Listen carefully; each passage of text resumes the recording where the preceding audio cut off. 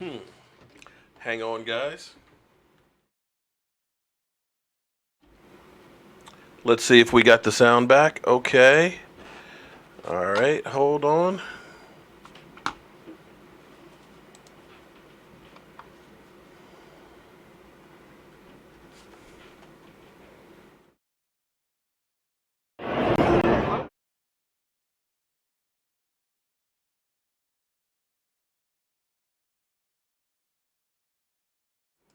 Let's see if we got our sound. Sorry about that, guys. Um, some of my settings got off there, and actually the plug, when I came back through, pulled the plug. You know, um, it's hard to do this by yourself. And this thing has grown so much, it's crazy. So let me start over again. Well, hello, guys. Mark Holmes here with my buddy Cowboy Joe Boo. And as always, thank you guys for watching, commenting, and subscribing to the old guy who keeps having senior moments. Shout out to Alex. We got Oscar. We got Pat. We got Mike. We got Jason. We got NC's biggest Cowboy fan, first one. Omar, random guy. Chaz, Jewel, Lewis, Jose, Ricardo, Stephanie, Lazy Dallas Cowboys production, Jesse James. We got Jose. Good Lord. There's a whole lot of you guys. Oh, Steamin' Willie Beeman. We know he's in here. Ryan Kirk, David Hernandez, Marquez, Doherty. Okay, guys. We got a lot of people in here, and let's get down to business here. Oh, my God. Something that just happened. The Cowboys are back. They're practicing at the start today without pads. They're, working in basically helmet and shorts and stuff. And Rico Gathers worked out with the first team. Let me get Jobu a refill here. Rick, damn, boy, we really have to get to the store.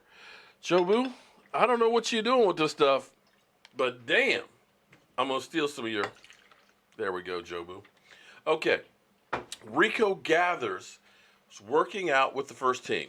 What's interesting is Rico had more reception yards than anybody else last week. Now, that's not surprising because Dak was in for 10 completions out of 16, I believe it was, and hit six different wide receivers.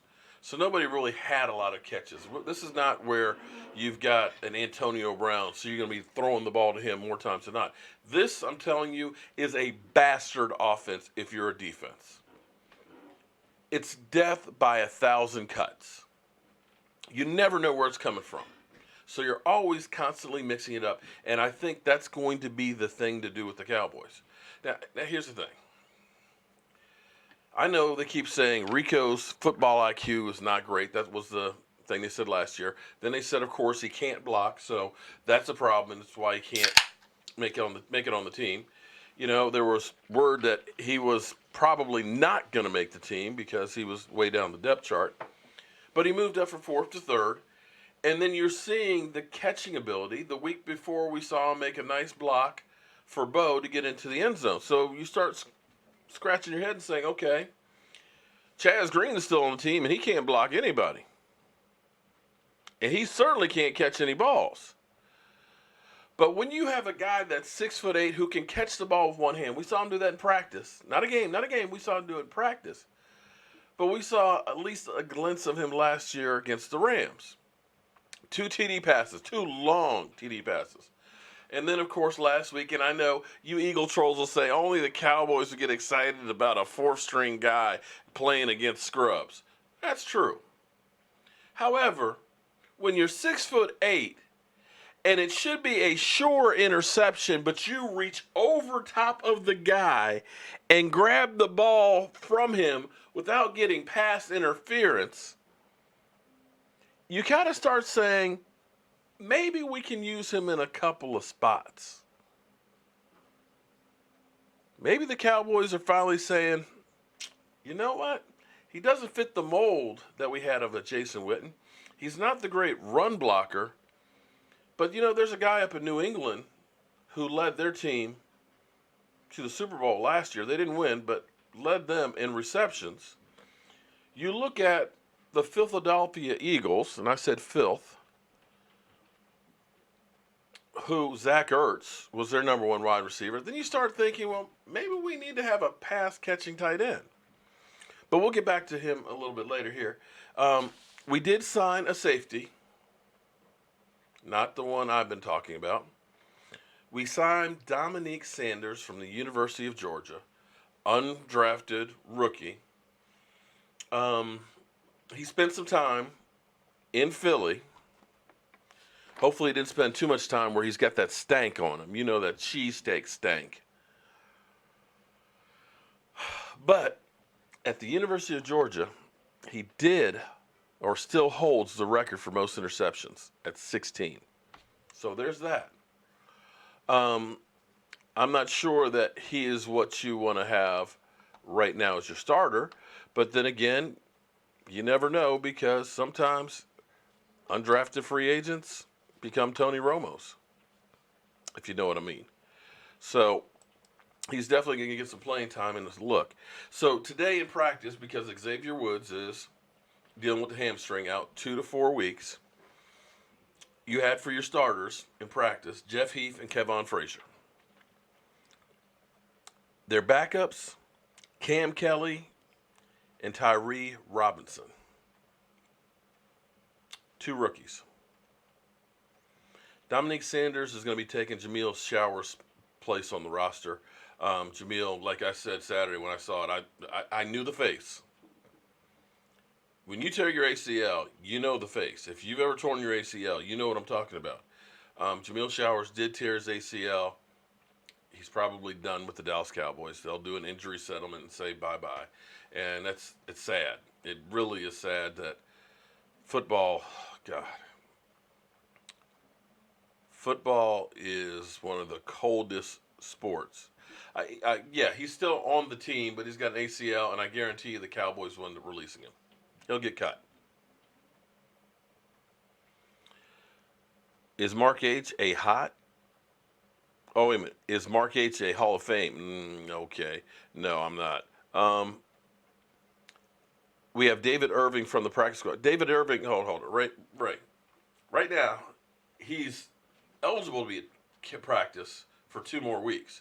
The Cowboys decided, you're going to go ahead and take care of your business, and we'll see you after your suspension is over in October. So he's not on the practice squad. He's not practicing with the team. So the good thing is after Friday of going after the NFL's policy on marijuana and going after some Instagram trolls, you see him today putting videos where he's out kickboxing. You know, he said exercising he's working on. He didn't look like he was fat. Loose shirt. Did not look like he was fat and overweight. So maybe he's getting his mind right and getting his body together. Pat, just living the dream here, man. Happy to be Monday night and here with you guys. Smith Fan 22. Is Dak Prescott better than Cam Newton? Well, they're 2 different kind of players. Numbers-wise, Dak, believe it or not, Dak had actually better numbers than Cam last year. But of course, they'll say that Cam didn't have any receivers, but I could say the same thing with the Cowboys. But number-wise, Dak is better. Now, Cam throws a much better deep ball, but Dak is better at finding the open man. So we'll see where that goes this year. Cam has some wide receivers this year, but right now his offensive line is beat up. So it'll be interesting to see how that works. I think you're going to see more of the 2016 Dak this year, or the first half of 2017 Dak, than what you saw in the second half as the team kind of melted down. For all of you guys that hate Dak, Dak sucks. And I'll be honest with you. Dak sucks in practice. Not a game now. He sucks in practice. For whatever reason, he's a gamer. I know you trolls will say he's not even a gamer. But in practice today, he didn't look too good. And we heard famously early in training camp, no touchdown passes and 11 on 11, was the time to push the panic button. But the interesting thing is, I remember tweeting at Mike Fisher in 2016, asking about Dak Prescott. See, I've been a Dak Prescott fan probably before more people anybody who didn't go to Mississippi State, I've been a fan of his probably more than anybody except for somebody who went to Mississippi State. How big a fan am I? Back for Michael's birthday, which is June 27th, I got a custom-made Dak Prescott jersey for him. Why did I get a custom-made one? Because you couldn't find them. They weren't anywhere. Had to go to Mike Mosh and say, hey, I need a Dak Prescott jersey. He said, you mean the third-string quarterback? Why? I said, I believe in him. So I'll sell it to you, but why? I said, he's going to do some good things, man. He's like, okay. So Michael got that jersey for his birthday in June 27th, 2016. Jesse, you can't. Who's going to trade for Chaz Green? Honestly. He might not even make a team after we let him go. Chaz Green, I'm not sure Chaz Green could block high school players. They only got Mike White killed. I mean, come on, man. I'm going to be honest with Cooper Rush and Mike White. They didn't stand a chance. You can't really see what those guys had because they were playing lookout. Chaz Green, the ball's hiked, and he would just say, look out. I'd like to try and defend my players, but I just can't with Chaz. I can't. Okay, so we're working with Rico. We got Dominique Sanders at safety. Are you guys comfortable where we are right now with safety? Excuse me, sorry. You got Robinson, too. Trey Robertson, you mean?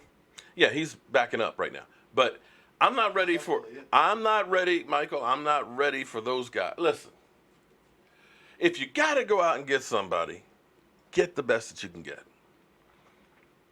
Now, George, the Cowboys kind of don't really want to get into a bidding war for him. And I'm going to say that he's kind of like Kevon Frazier. He doesn't wow me. He doesn't really wow me. I may be wrong. Maybe in the right system with Chris Richard, maybe he'll be a baller. But I'm just not sold on that one. And I know I'm fixated because when you're old, you only remember certain things. And for whatever reason, Earl Thomas is stuck up in here.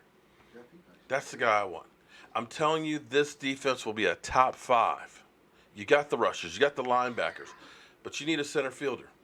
Now, here's what Chris Richard, and when Chris Richard speaks, he's like E.F. Hutton to me. I know a lot of you guys don't know what I mean by E.F. Hutton because you're too young, but it was a commercial back in the day. They said when E.F. Hutton talks, people listen. So this is what Chris Richard said, and I love this. When asked, are you looking for safety, and what are you looking for? We are looking for guys who can hit.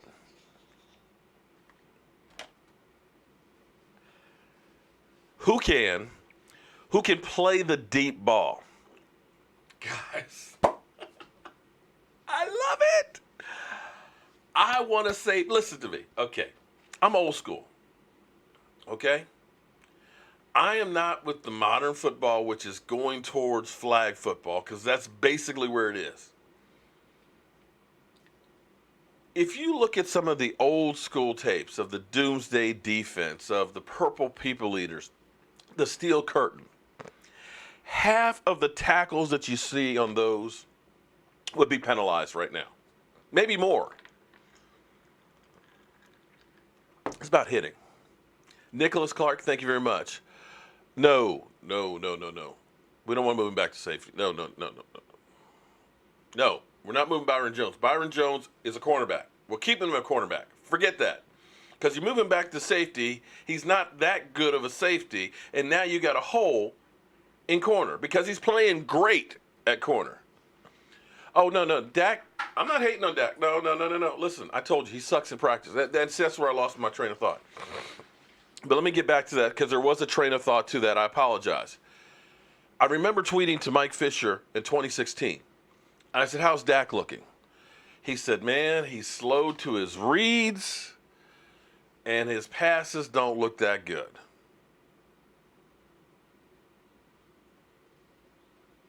Then Tony Romo went out. Now he's a starter. All of a sudden, in games, look pretty good. He's a gamer. He's just not a guy that does great in practice. And there's some guys that are like that. You have some guys that look fantastic in practice and they get in the game and they piss down their leg. You have other guys that are Allen Iverson that goes out there.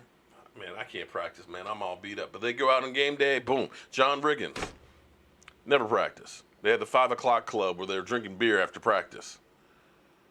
Half the time he's in the hospital in traction all week. But then when the game came on, he could play.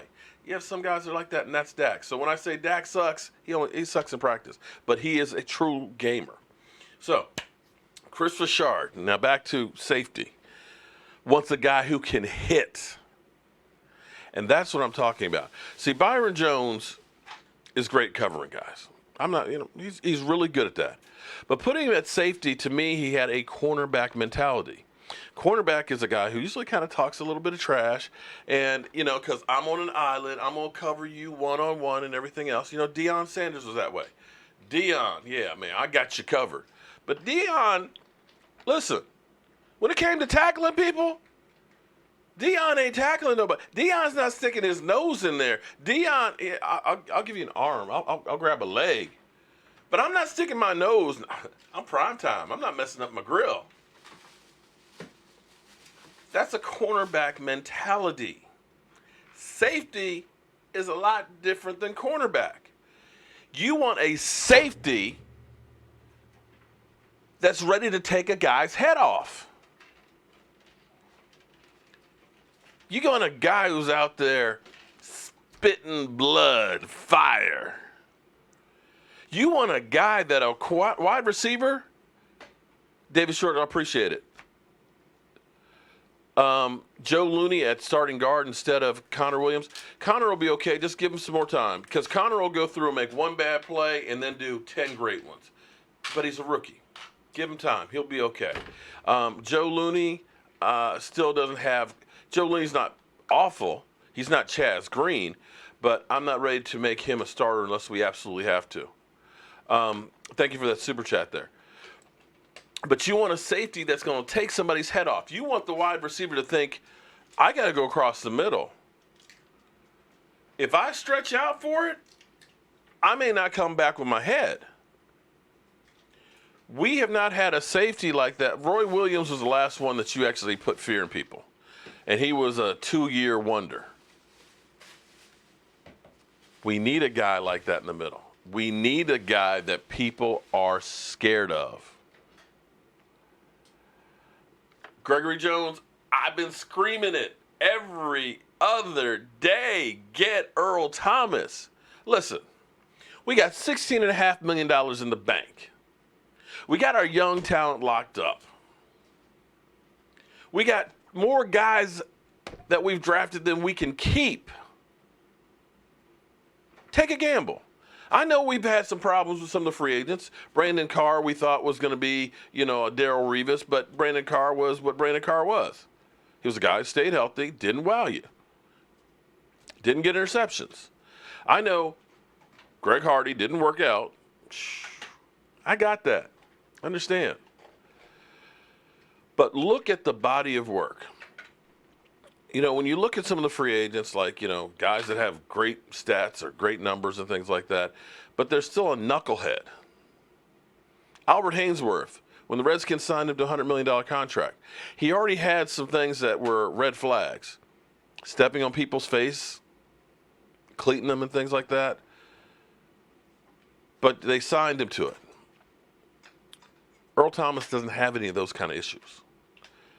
What you know about Earl Thomas is he's going to sacrifice his body, and he's going to make sure his body is in shape. Every day you see a video of him working out. You look at him, and you look at him. I can't find any fat on him. Smith fan, I appreciate the super chat. I truly believe Earl Thomas makes the Cowboys the best team in the NFC East. Coming to us, Eagles fan. Well, I tell you what. I'm a homer. I'm a Dallas Cowboy fan. But I'm honestly going to say, I believe that the Cowboys already are that, Smith. I know the Eagles, Super Bowl champions. Super Bowl champions. I know. They just won it. But go through the numbers, go through the cycles, look what happens to the NFC East champion, even ones that have won Super Bowls. The next year, they come back down to earth. Sometimes they drop off the face of the earth. And right now, you got some injuries. You got Brandon Grime, who just came off of the PUP list. Get in a couple weeks worth of work. You got Carson Wentz, who now finally is doing 11 on 11. You don't know how that knee's going to hold up. You got Nick Foles, who's hurt his shoulder, and then he had neck and head problems, spasms. But regardless of that, you got Jason Peters coming back from an ACL. You've got the number one wide receiver coming back from an ACL. And if you look at what that offensive line has done in 2 games, and I know it's only preseason, but I think they've given up 10 sacks. 10 sacks.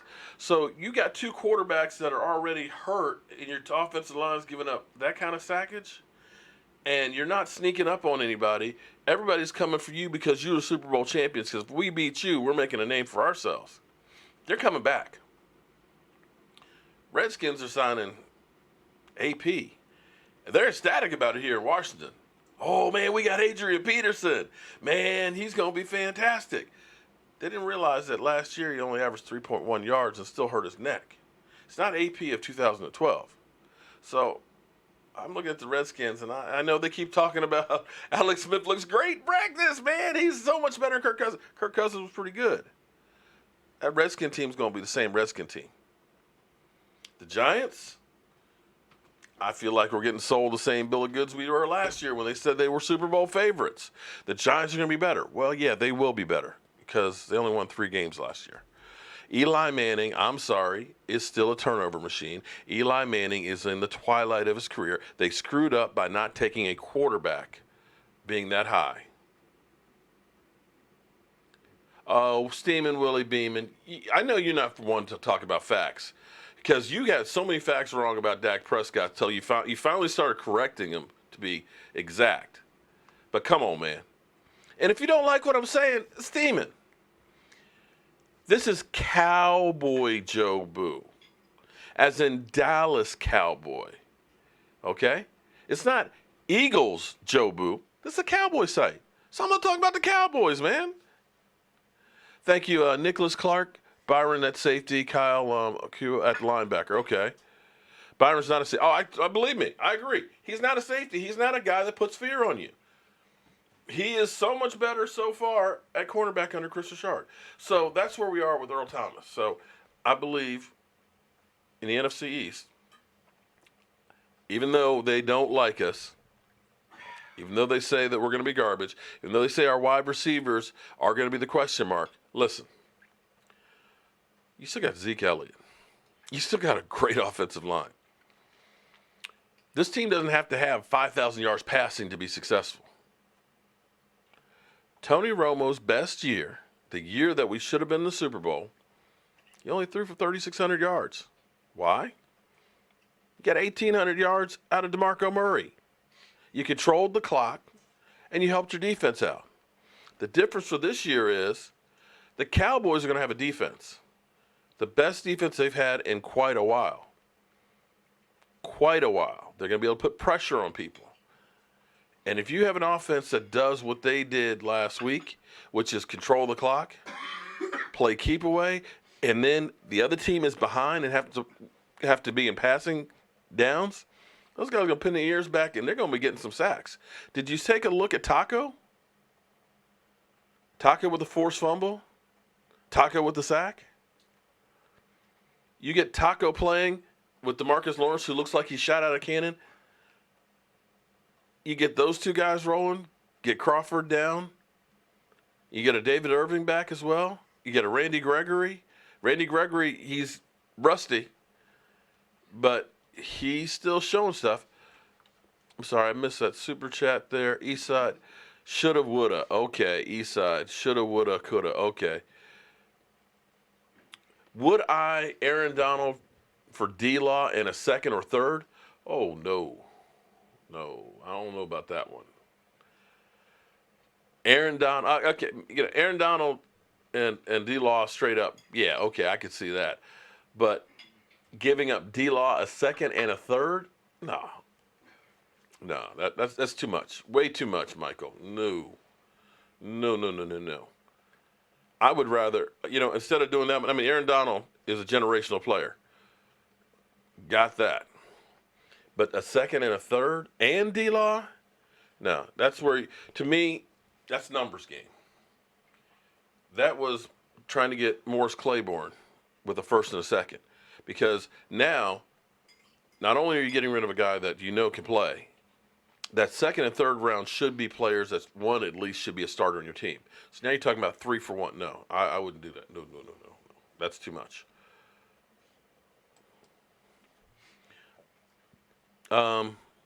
It's a quarterback league. We won't win with a Super Bowl relying on Zeke. It's not relying on Zeke. Because here's the thing that you guys don't seem to understand. Everybody thinks, oh, well, 2016 was just Zeke. It wasn't just Zeke. Because if it was just having a great running back, guess what? AP, who just signed with the Redskins, would have a couple when he was in Minnesota. Barry Sanders would have a couple while he was in Detroit. O.J. Simpson would have had one when he was in Buffalo. It's one of those things that go along together. Because I know you say it's a quarterback-driven league, but when the New Orleans Saints, Drew Brees, could have 5,000 yards and they're only 7-9 and don't make the playoffs. Yet last year he throws for 4,000 and they have a running game and they're in the playoffs. What does that tell you? The Cowboys, we were 4th in rushing in 2015, yet we could only win 4 games with Tony Romo. And, of course, the Stiffs. So clearly, if we were 4th in rushing the football in 2015, if it was just about being able to rush the football, then why didn't the quarterbacks do better? So it's both of them. Because here's the thing. It's death. This is my new term for the Cowboys offense. Death by 1,000 cuts. If you can get Zeke running, you're going to start getting single coverage on your wide receivers. They may not be Antonio Brown, but they don't have to be. You got an offensive line that's blocking and giving the quarterback 4 or 5 seconds. Somebody's going to get free. And if you have a quarterback who can hit a guy who's open, you're going to do damage. This offense is predicated on keeping the ball away from the other team, controlling the clock, and I'm telling you, that's what the Eagles did last year. As much as you want to talk about how good Carson Wentz is, they were one of the top teams. I believe they were 2nd in the league in running the football last year. Nobody talks about that. But understand, same thing with the Rams. If you say it's all quarterback driven, well, how come these guys are top teams rushing the football with a quarterback? Buffalo is usually one of the top teams at running the football, but what are they winning? So you got to understand, it's not just about one guy in the quarterback. It helps to have a great quarterback. Don't get me wrong. But you can have a great quarterback without the people around him, and it doesn't mean crap. Take a look at the Eagles the last 2 weeks in preseason without blocking, getting sacked. They're not scoring any points. You Cowboy, okay. Eastside Harold, thanks for the super chat.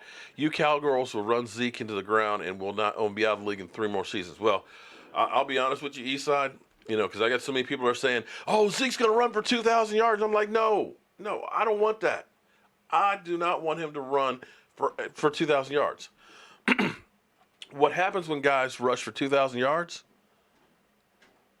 The next year, your numbers go down. They're generally never the same. It's the truth. Only twice, I think, somebody's rushed for 2,000 yards and still been really productive, but more times than not, they go downhill. So, no. I'm hoping that we don't run him into the ground because I want to keep him healthy, kind of like Emmitt Smith for a number of years. I would love for about 1,500 yards, get him some pass plays, but basically pass this ball around, spread the wealth, make the defensive players not know where it's coming from.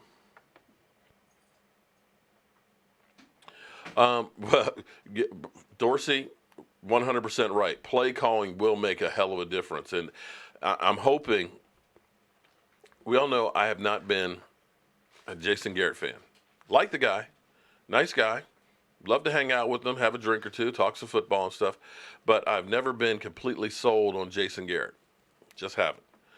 But maybe there's a little bit of a hot seat right now. Maybe him and Scott Linehan realize that it's time to, shit or get off the toilet.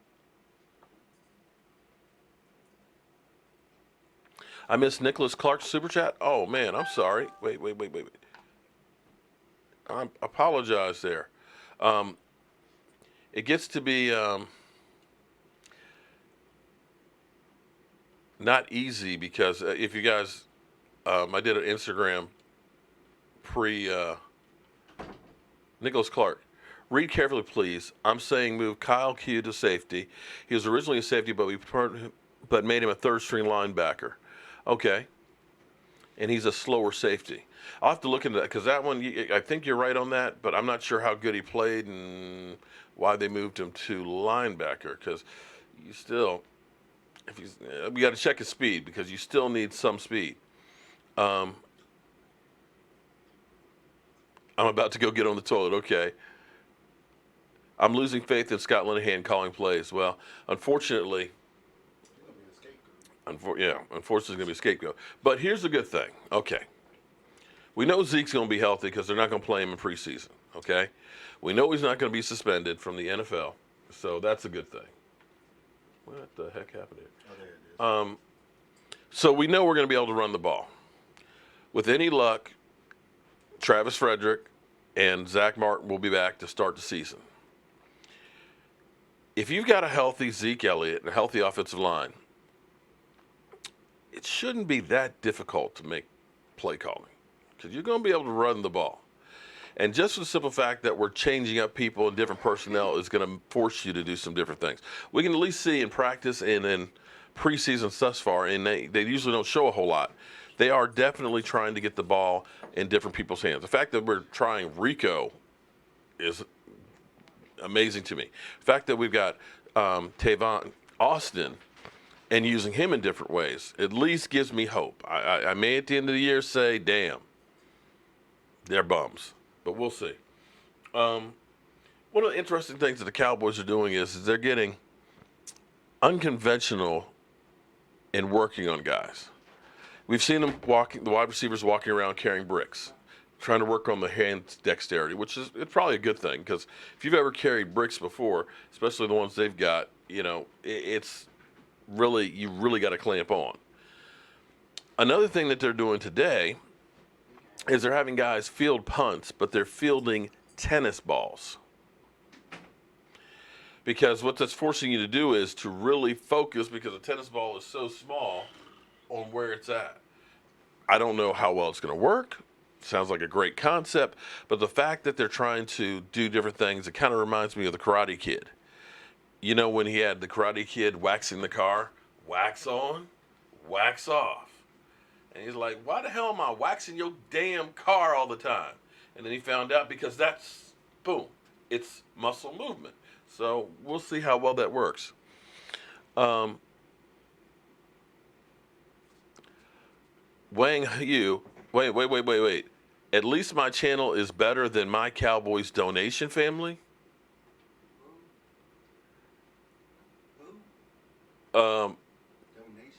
Donation family? You lost me on that one. Are you talking about my Cowboys family, donation family? Please explain explain that comment. I'm trying to understand that one. Trolling in tandem with me. We're real tight, Okay. Our defense is going to be a top 5. Well, Rowdy, here's the thing. We don't have to do a whole lot to get to be top 5. We were 8th in yardage. We were 12th in scoring, and we were 18th in turnovers. The thing we've got to get is turnovers. And that game last week made me feel good. I felt really good seeing that interception. Boom, my man going up and getting it. I felt good about seeing Taco forcing a fumble. If we can get a few turnovers, just a few more, that's going to help that offense even more. Jim Nance can block better than Chaz Green. Damn. Mark, he suck. Okay. Mark, if we got a defense, it's over. Dak and Zeke. That's what I'm saying. If we got a defense, and that's something we have not had, imagine if Tony Romo, in 2014, we had the 19th ranked defense. If we had the defense we had last year, 8th ranked, we easily would have won the Super Bowl. Easily.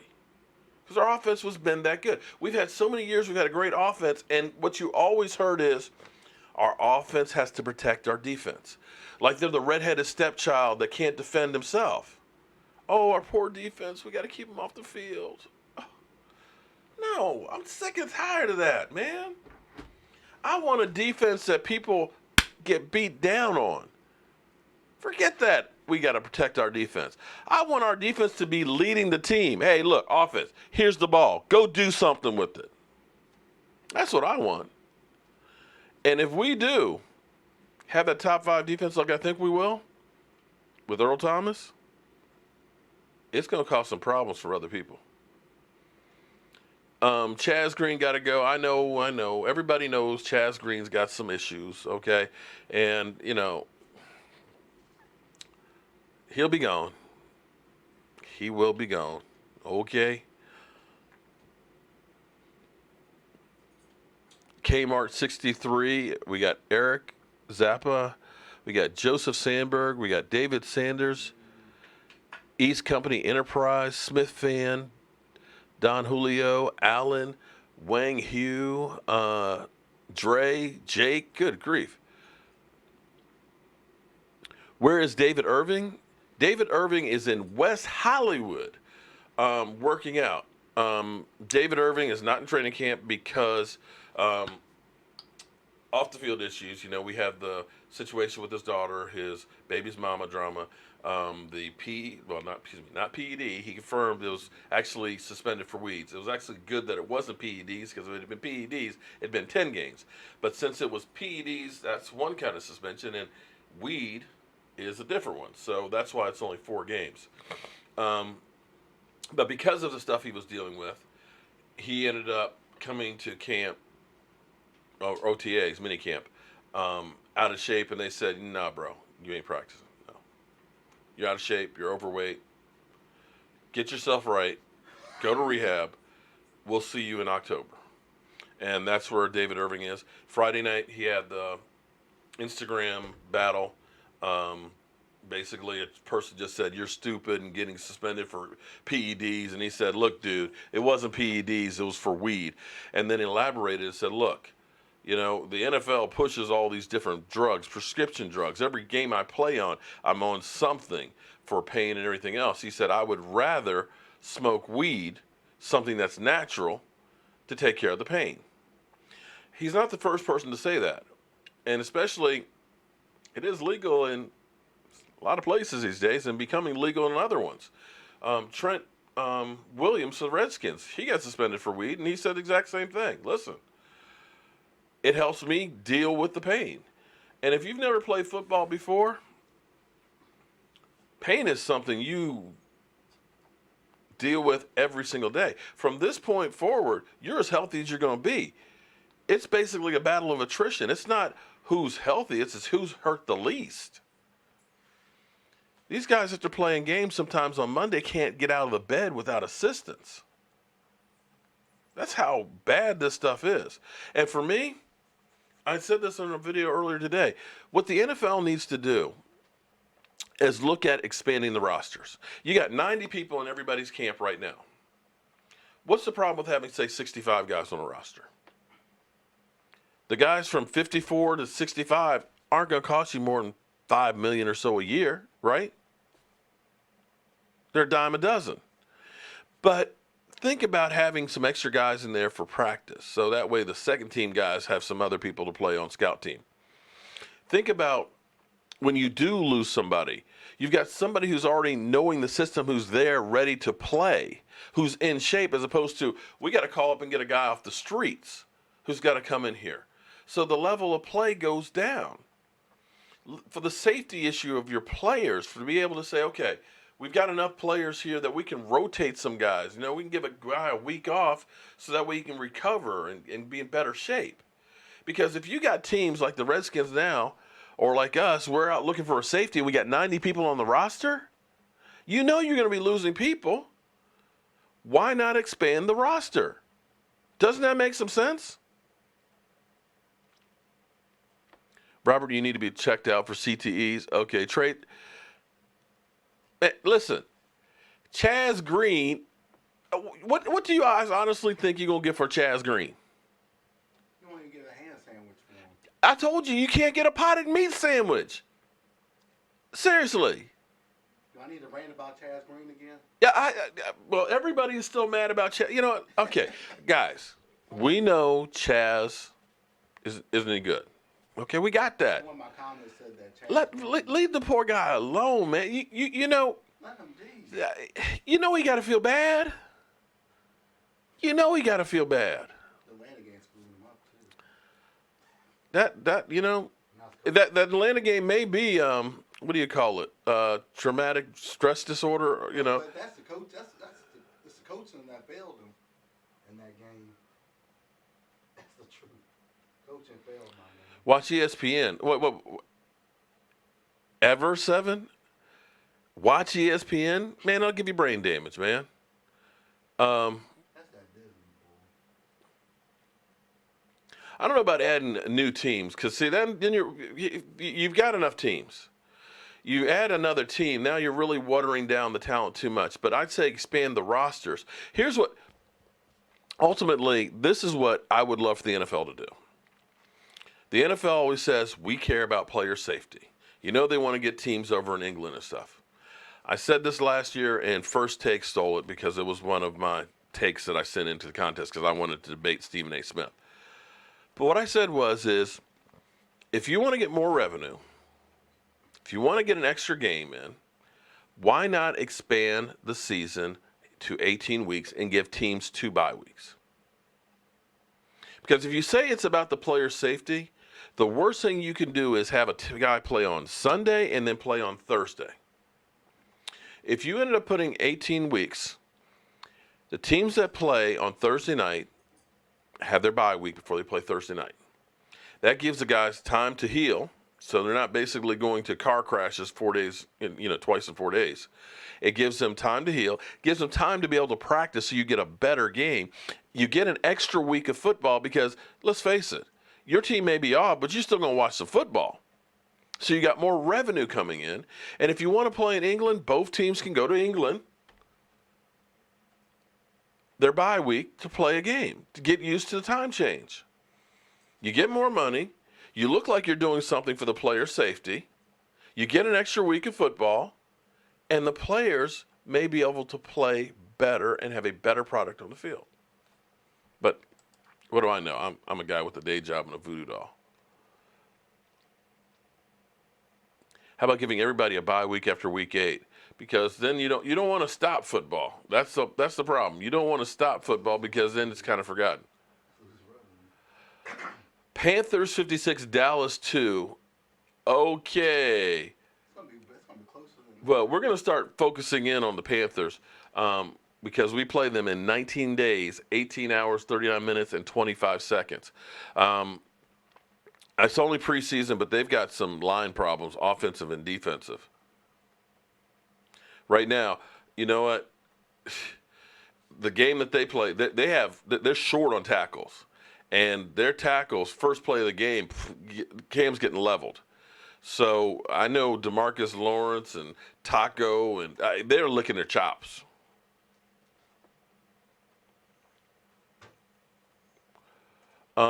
Keith Lott, what about my theory about Dak? I'm sorry, I didn't see what your theory was about Dak. write it again. I'll try and see it. It's hard sometimes because the comments are rolling through real quick, and I'm old and I don't have glasses. My wife keeps telling me, yeah, there we have our famous Atlanta Falcon troll brethren. Thanks for the super chat there, buddy. Panthers 24, Cowgirls 7. Yeah, okay. You're hoping that it's going to be that way. Hey, once you meet that dude in person, probably You might be worried. You might want to focus in on your team that's got to play the Eagles to start the season. Just saying.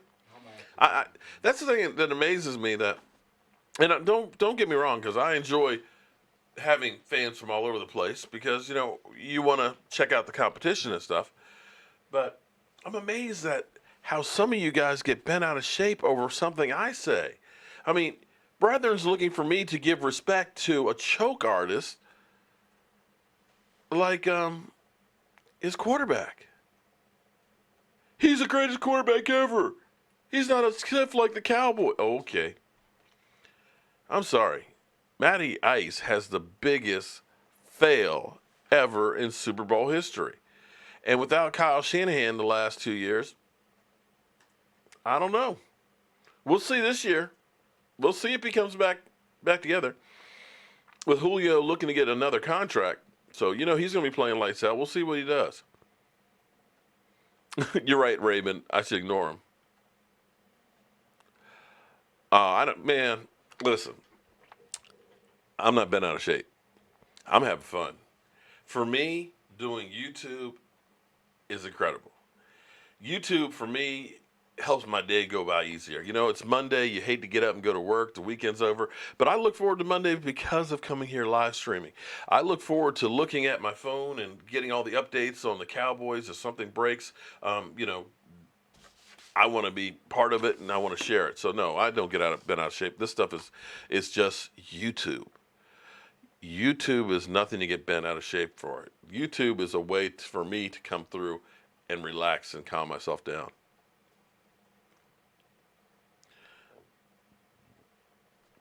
Do I think we should sign a backup quarterback like T.J. Yates or Ryan Mallett? I've thought about that. But here's the thing, and this again goes back to the rosters because you only have 53 guys. Most teams will only carry 2 quarterbacks. And the problem is if you sign a T.J. Yates or Ryan Mallett, do you really think they're going to win you many games? And are they part of your long-term future? At least with Cooper Rush and with Mike White, you look at them and say, okay, these might be guys we can tell. Let's at least find out what they can do. You would love to have a good veteran quarterback, but it's hard to find good starting quarterbacks, much less a good backup. So I don't know that I would go ahead and go the route with either of those 2 guys. If I were to go for a veteran, it would be a veteran who has more experience.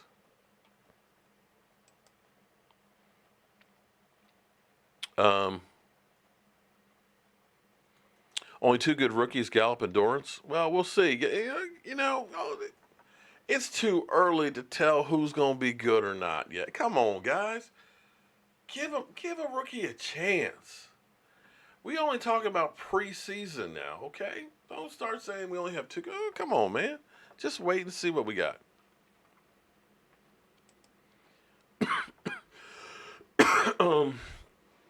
Shit. Oh, there's Sarah. Who would I cut right now? You mean besides Chaz Green? Chaz Green, I would say probably Tapper is probably going to be cut. I would say Ely's probably going to get cut. Right off the top of my back, right. I hate to say that. Lance Lenore, I think, might be cut. That's 4 I can give you right now. Bo is going to be a Dickerson. I'd pump the brakes on that one just yet. Brian, you're preaching to the choir. Believe me, I agree 110% with Earl Thomas. I believe you do not have to convince me because people will tell me that I'm a stalker of Earl Thomas, okay? Of Earl and Dak. But believe me, I believe that with Earl Thomas, it gives you a better opportunity and chance to make a run at Super Bowl. Just does. That's not to say that it's guaranteed, because there's nothing guaranteed. You could have. Here's my biggest fear right now is with this helmet rules, and thank God the NFL is saying they're going to revisit the rulings on this. We get late in the season and they make one of these dumb helmet calls that changes the complexion of a game. Listen, my body's screwed up. I need to try and pull out, I think I still have the video or something on here. My knee is so screwed up from football. I tore my ACL in high school, took it out. It's not there anymore. I've got literally bone on bone. When the doctor, the orthopedist, and I'll bring the film out sometime. The orthopedist is looking at the x-ray. And he's showing me the front of the knee. He's like, okay, you see this knee? You see that space that's in between? That's what you want to have. He said, you see this knee over here where it's looks like they're fused together? He said, because there's no cartilage. Your ACL's not there. He said, ouch. He turns it sideways, and he's showing me. He said, see that? Those fragments, that's your meniscus, and those are bone spurs. He said, you know, when sometimes you said you feel like your leg kind of won't lock out? He said, because one of those bone spurs is slipped, and it's wedged between it, and it's locking out. And he keeps turning different views of it. And he's just like, he said, I hate to tell you, but your knee is effed up. I said, okay. Well, Wang, if you don't like my stories, don't watch, buddy. So he said, you need a knee joint replacement, but you're too young because you can only get 2 of those. And he said they only last for about 10 years. So you need to wait till you're about 65. So I know I'm screwed up for football. I'm head, back, knees, and all that. But I wouldn't change playing ever. I knew what I was getting into. It's not like I didn't see other people getting screwed up on the field. Football is a dangerous game. And no matter how hard you try and legislate it, you can't stop it. You just have to go with the understanding that I can get screwed up. The same way a lumberjack understands when I'm cutting down trees that are 200 feet tall that they might just fall on me. You take risk in every single thing you do in life. Driving down Interstate 95, hell, there's a tank truck that flipped over and, killed somebody today. Are we going to stop driving trucks? There's risk in everything. You got to understand, that's football. Football is medieval. No matter how much they try and make it seem like it's golf and it's a gentleman's sport, it's not. It's ugly. It's down and dirty. Your objective is to knock the hell out of that guy and keep him from going someplace. Bones are going to break. Heads are going to get screwed up.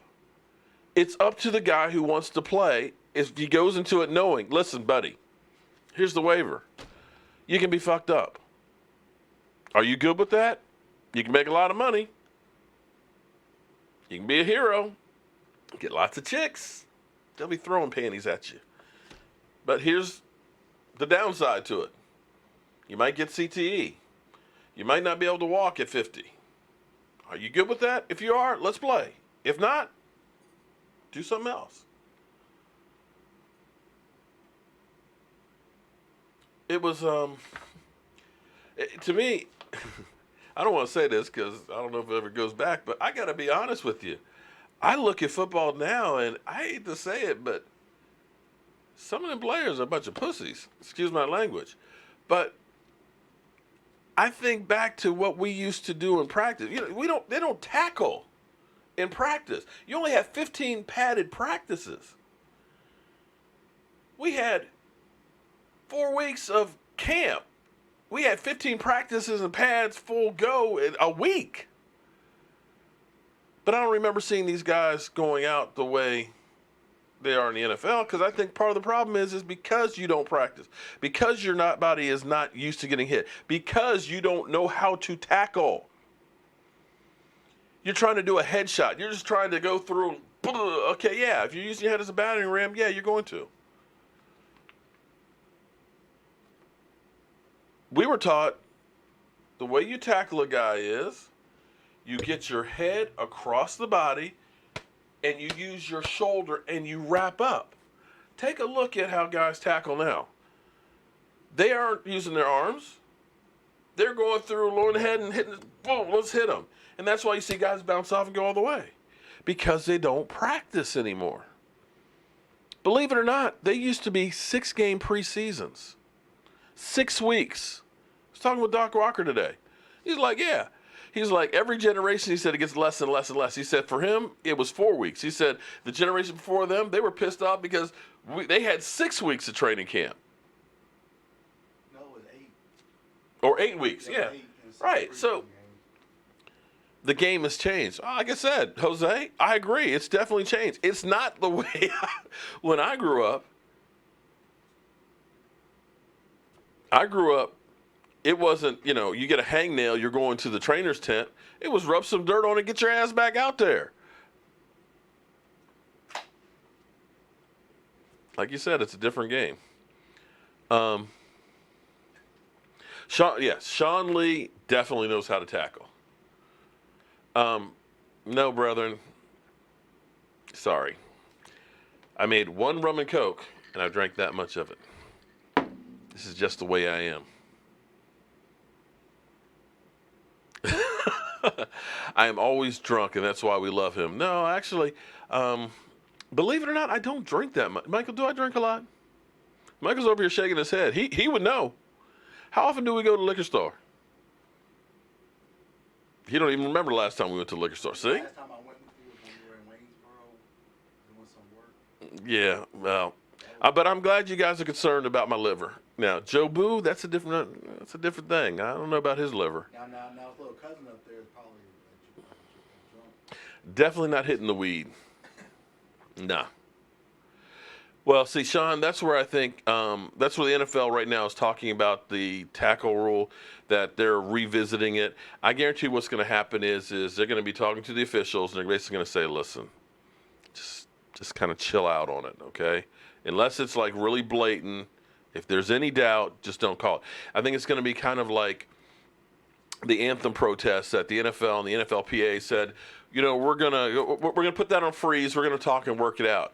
I think it's the same thing. It's like, look, guys, let's just ignore it. Just ignore it.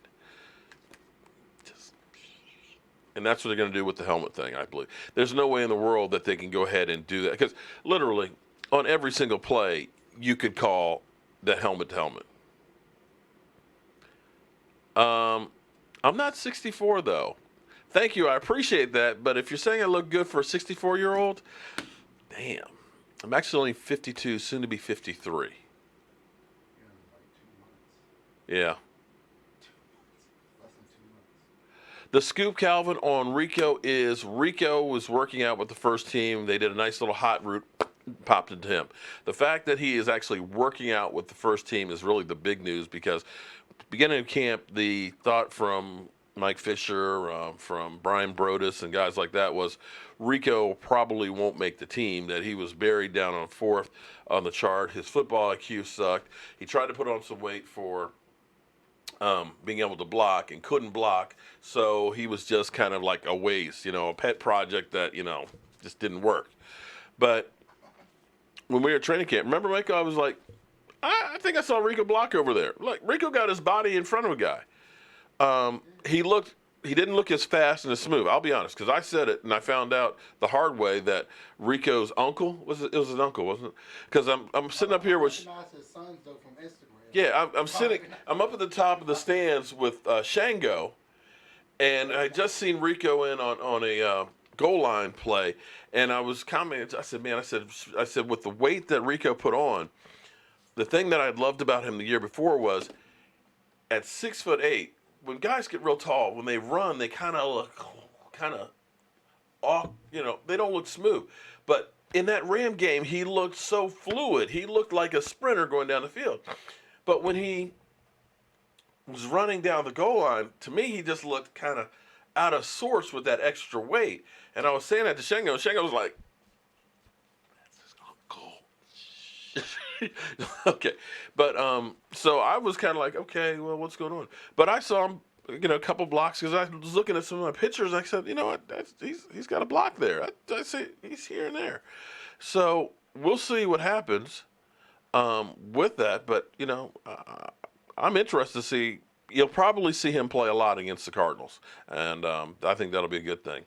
I don't think you're going to see Zeke Elliott at all during preseason because this game is basically the dress rehearsal game. None of your starters will play the following week against the Texans, which is kind of like the dumbest game ever, but that is what it is. But guys, God, it amazes me how fast an hour can go by when I'm sitting here with you guys. I want to thank everybody for coming in. I want to thank everybody for the support. Thank everybody for the super chats and things. I couldn't do this without you guys. You guys literally make my day being able to come in here and share and talk about the Dallas Cowboys. I am truly blessed to have each and every one of you guys. So I hope everybody has a great week. We'll be back Friday live streaming at 9 o'clock Eastern. And of course, we have the game on Saturday night. And I think I will be at E2 Blue's house at his birthday party during the game. So get the keyboard out of here. Thank everybody for being here. Keep spreading the mojo. And